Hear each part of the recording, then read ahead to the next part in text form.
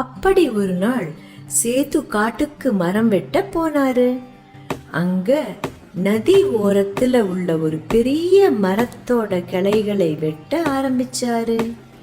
எதிர்பாராத விதமா அவரு கோடரி தவறி ஆத்துல விழுந்துடுச்சு. ஐயோ, இப்ப நான் என்ன செய்வேன்? இந்த நதி ரொம்ப ஆழமா இருக்குமே. என் கோடாரி எங்க போச்சுன்னே தெரியலையே. கடவுளே, என்னை காப்பாத்து அப்படின்னு அவர் அழுது புலம்பிட்டு இருந்தாரு. அப்போ அந்த நதிக்கு நடுவுல இருந்து ஒரு தேவதை வெளியில வந்தது.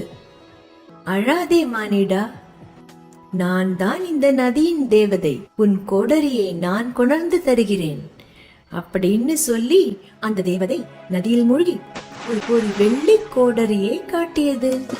மானிடா, இதுவா உன் கோடரி? இல்ல இல்ல, இது என் கோடாரி இல்ல.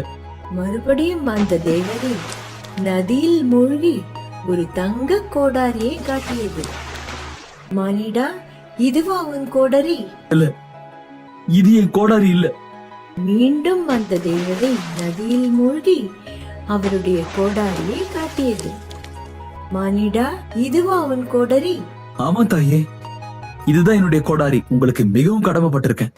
மானிடா, உன் துன்பத்திலும் மிக நேர்மையாக பேராசை கொள்ளாமல் உண்மையாக நடந்து கொண்டதால் பரிசாக தருகிறேன்.